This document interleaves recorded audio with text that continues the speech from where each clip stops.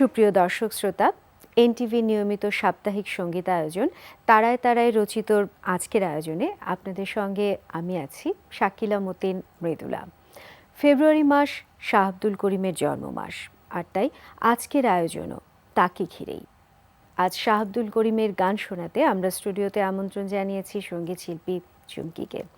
আপনাকে আমন্ত্রণ জানাচ্ছি আমাদের আজকের আয়োজনে। আপনাকে ধন্যবাদ। সেই সঙ্গে শাহ আব্দুল করিমের জীবন দর্শন, তার জীবনযাপন সবকিছু নিয়ে কথা বলবার জন্য আমরা স্টুডিওতে আমন্ত্রণ জানিয়েছি লেখক রাখাল রাহাকে।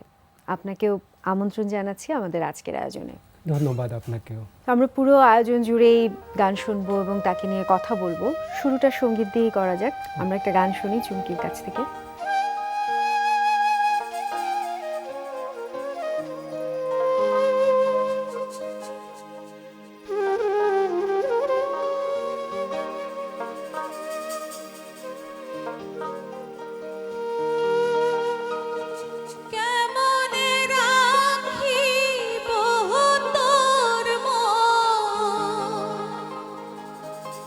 কেমনে রাখিব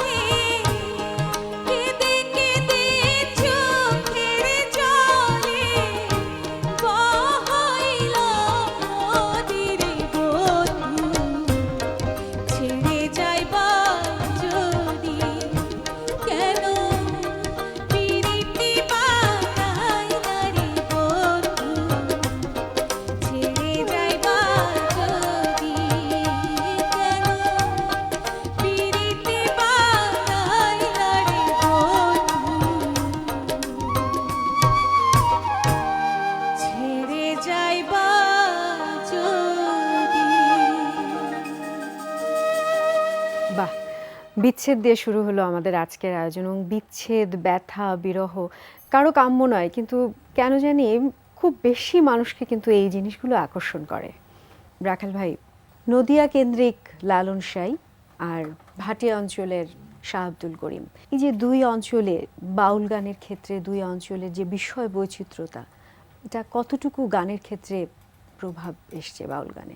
আসলে নদিয়া কেন্দ্রিক যে বাউল যে চর্চাটা, সেটা একটা বিস্তৃত অঞ্চলব্যাপী এবং সেটাকে নদিয়াকে কেন্দ্র করে বলা হয়। আর ভাটির অঞ্চল বললে শাহ আব্দুল করিম সহ আরও কিছু অঞ্চল এর মধ্যে পড়ে, নেত্রকোনা ইভেন ময়মনসিংহ পর্যন্ত এর মধ্যে চলে আসে। সুবিধা কিংবা সমস্যার জায়গাটা যেটা হচ্ছে যে শাহ আব্দুল করিমের সাথে যেহেতু আমরা সরাসরি কথা বলতে পেরেছি এই সময়ের, তাকে নিয়ে কথা বলার সুযোগ কিংবা জানার সুযোগ আমাদের অনেক বেশি ঘটেছে। আর লালনের ক্ষেত্রে যেটা হয়েছে যে লালনের গান এবং শুধু গানকেই এবং লালনের সাথে যে স্মৃতি ঠাকুর বাড়ির ছিল যেটুকু, সেটুকুকে কেন্দ্র করেই আমাদের অনেক কথা বলতে হয়, উপাদান হিসাবে আমরা সেটুকুকেই পাই। তো বাউল যে গানটা, সেই গানের মধ্যে আসলে প্রেম যে ধারাটা, সেই ধারা সব জায়গাটাই অভিন্ন। সেদিক থেকে বাউলের উপরের প্রভাব চৈতন্যদেবের, বাউলের উপর প্রভাব সুফিজমের, বাউলের উপরে প্রভাব বৌদ্ধ সহজিয়ার। সুতরাং ভাটির অঞ্চল কিংবা নদিয়া কেন্দ্রিক বাউল, এই বাউলের মধ্যে প্রভাবের দিক থেকে কোনো নাই, আলাদা কোনো মাত্রা আমি দেখি না। কিন্তু বক্তব্য, গানের যে কথা বাণী, সেখানে একটা পার্থক্য আমরা দেখতে পাই।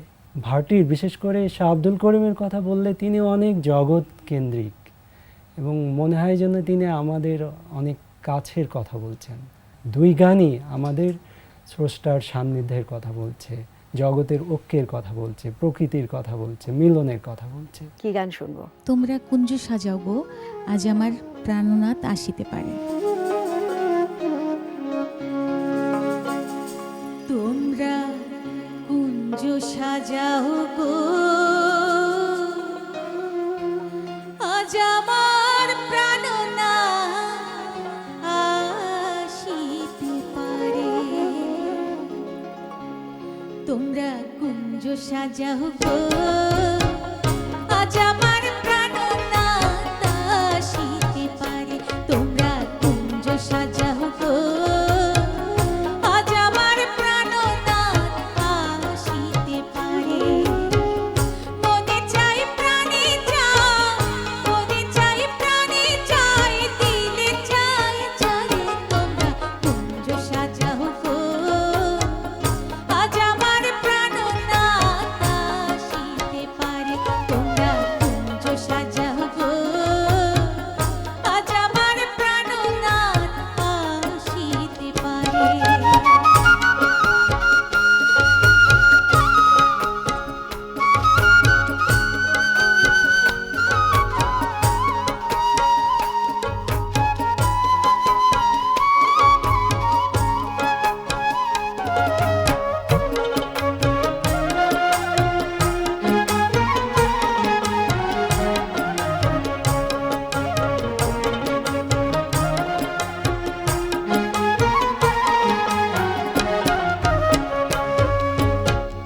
বসন্ত সময়ে কোকিলি ডাকে কুহু স্বরে, বসন্ত সময়ে কোকিলি ডাকে কুহু স্বরে। যৌবন বসন্তে মন, যৌবন বসন্তে মন, থাকতে চাই না ঘরে। তোমরা কুঞ্জ সাজাও গো, আজ আমার প্রাণনাথ আসিতে পারে। তোমরা কুঞ্জ সাজাও গো, আজ আমার প্রাণনাথ আসিতে পারে।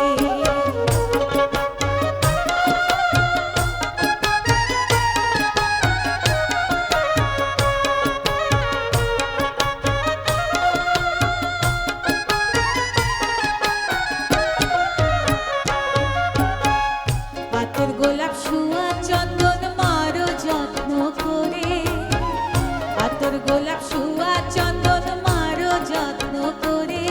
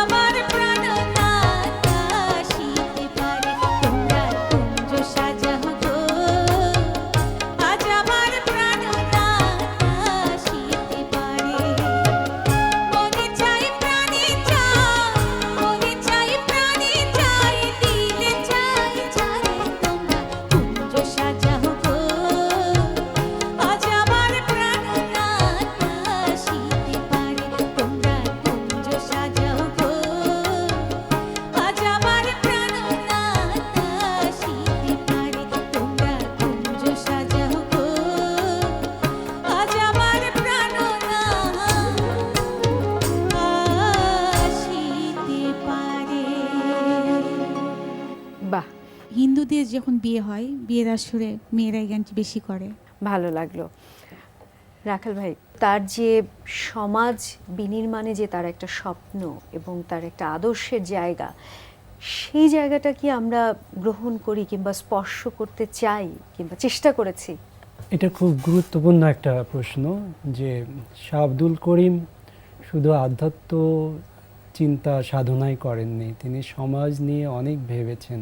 তিনি ব্রিটিশ পিরিয়ড দেখেছেন, পাকিস্তান পিরিয়ড দেখেছেন, বাংলাদেশ পিরিয়ডের একটা গুরুত্বপূর্ণ সময় পর্যন্ত দেখেছেন, এবং তিনি মৃত্যুবরণ করেছেন 2009 সম্ভবত।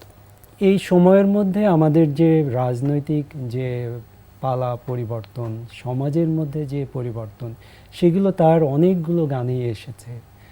তিনি তার ছোটবেলার কথা বলেছেন, যে তিনি প্রথম যখন গানে বলেছেন যে প্রথম যখন চাকরি নিলাম, গরু ছাগল রাখি এবং ঈদের দিনেও ছুটি পায় না। এবং সেই শাহ আব্দুল করিম যখন 71 আমাদের দেশে সংগঠিত হচ্ছে, মুক্তিযুদ্ধ যখন হচ্ছে, সেই বিষয়ে তিনি গান লিখছেন।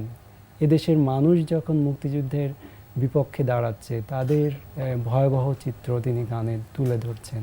তিনি যখন একটু আদরণীয় হয়ে উঠলেন, তখন তিনি যখন বিলেত যাওয়ার সুযোগ পেলেন, বিলেতের সমাজ দেখে তিনি, তার যে অভিজ্ঞতা হলো এবং তার যে সমাজ, তার মধ্যে যে বৈপরীত্য তিনি দেখতে পেলেন, এবং তিনি সেটা তার গানে তুলে ধরলেন।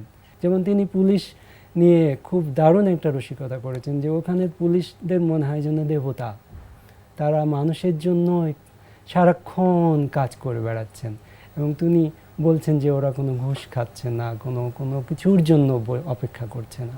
তাকে আমরা 21শে পদক দিয়েছি, তাকে আমরা অনেক সম্মাননা দিয়েছি। এই সমাজে তিনি যে বৈষম্য দেখেছেন, তিনি যে অনৈতিকতা দেখেছেন, তিনি যে অমানবিকতা দেখেছেন, তার প্রতিরোধে আমাদের করণীয়টা আমরা করতাম। তা কি আমরা করছি? তা আমরা করছি না। সুতরাং আমাদের এটা শুধু আনুষ্ঠানিকতার মতো। শুধুমাত্র জনপ্রিয় হবার জন্য একটু আধুনিকায়ন করে গাইছেন, সুরটাকে তার মতো করে না গিয়ে একটু অন্যভাবে গাইছেন।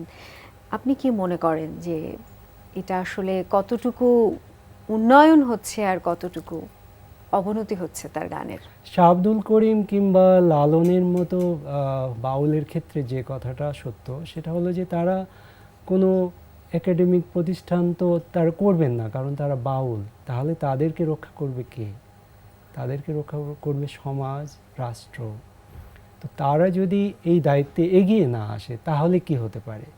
তাহলে এটা সবার সম্পত্তির মতো সবাই ব্যবহার করতে থাকে। আপনি যদি শাহ আব্দুল করিমের গান থেকে গানের ভাব যদি সরিয়ে ফেলেন, তাহলে কিন্তু আর কিছু থাকবে না, কারণ তার গানগুলো খুবই সহজ এবং সরল। হ্যাঁ, তোমরা কুঞ্জ সাজাও গো, আজ আমার প্রাণনাথ আসিতে পারে, এটা না বোঝার মতো কোনো বাণী না, যে কেউ বুঝতে পারে। কিন্তু এর মধ্যে যে ভাবটা আছে, সেই ভাব যিনি না বুঝতে পারবেন, তিনি কিন্তু এই বাণীকে যা ইচ্ছা সেভাবেই তিনি পরিবেশন করতে চাইবেন। এটা আসলে নৈতিকতার জায়গা থেকে ঠিক না। আসলে যার যার জায়গা থেকে সকলকে নৈতিকভাবে অনেক বেশি শক্তিশালী হতে হবে, সৎ হতে হবে, সৎ হতে হবে, নৈতিকভাবে সৎ হতে হবে। আপনাকে অনেক ধন্যবাদ। আমরা গানে গানে শেষ করব। আপনাকে অনেক ধন্যবাদ। আপনাকে অনেক ধন্যবাদ। আমি বিদায় নিয়ে নিই। সুপ্রিয় দর্শক শ্রোতা, তারায় তারায় রচিত সাপ্তাহিক নিয়মিত আয়োজন এনটিভির আজ এখানেই শেষ করব। তবে শেষ করব গানে গানে, চুমকির গান দিয়ে আমাদের আজকের আয়োজন শেষ হবে। বিদায় নিচ্ছি, ভালো থাকবেন। কেমনে ভুল